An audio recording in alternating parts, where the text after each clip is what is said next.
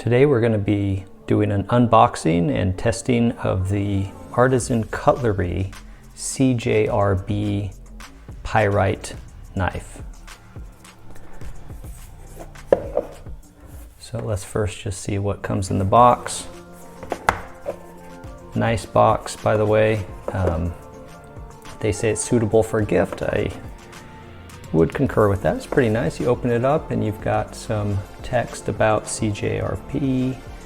A few of the points that they talk about is that they're trying to make high quality at a budget-friendly price. So inside the box we have this nylon zipper pouch, and then we've got the knife.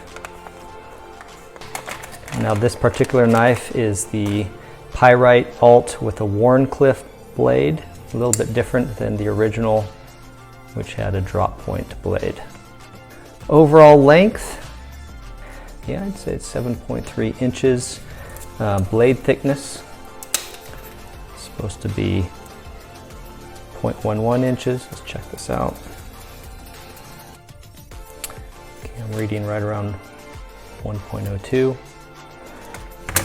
Pretty close. And then the weight, supposed to be 3.87 ounces. Let's give this a check. 3.68. All right. So there we have it, the closed length. Each of these squares is ½ an inch, so that's 1, 2, 3, 4, and some change. A little over 4 inches. Here's the fit in the hand.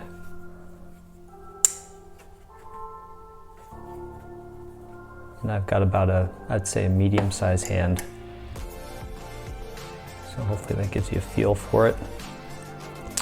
Let's talk about the steel. So the steel is AR RPM9.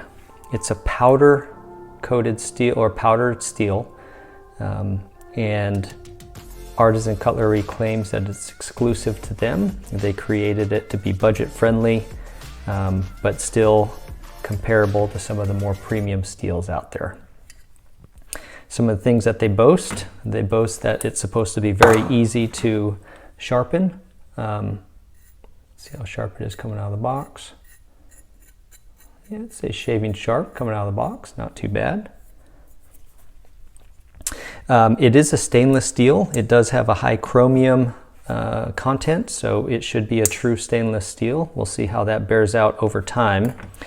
This particular knife has steel handles as well, and if you can see inside, they actually removed weight from the inside, so we have this nice smooth finish on the outside. They call this a stonewash finish, which appears to be stonewash on both the blade as well as the handle. The balance point of the knife, let's just see here, right behind the blade.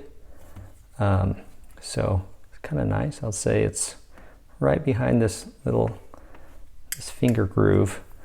There is a little bit of jimping on the back of the blade here, which could be useful for tasks if you want to bear down with your thumb. You could stick a forefinger here and a thumb here and bear down on it. One of the features that they claim for this Wharncliffe style blade is that it's thicker and therefore able to do more, I guess, aggressive or tasks that need more strength to them for the size of the blade. I haven't personally tried it out yet since I'm just opening it up now, but we'll see how that does over time. Also wanted to just check out the old-fashioned paper slicing.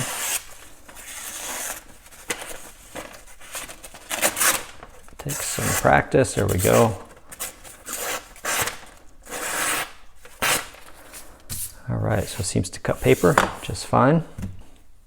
Comes with what they call a deep carry pocket clip, dual position. So if you have this style of screwdriver Torx, you'd be able to put this on either side. So if you're left-handed or right-handed.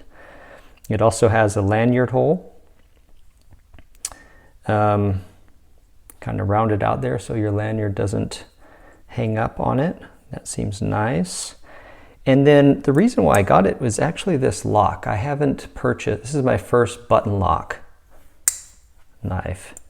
And so it's, to open it, you just, if you press the button, it makes it completely loose, and then you could just flick it open, which I kind of like that. I mean, I wanted to try that out compared to, whether it be a hole or a flipper or having a little thumb knob. I wanted to try this out, and it's, I guess, takes a little bit of practice. Open. What about the left hand? So now I have to press it with the index finger. And I am left-handed, so let's try that out. I don't think that's a big deal.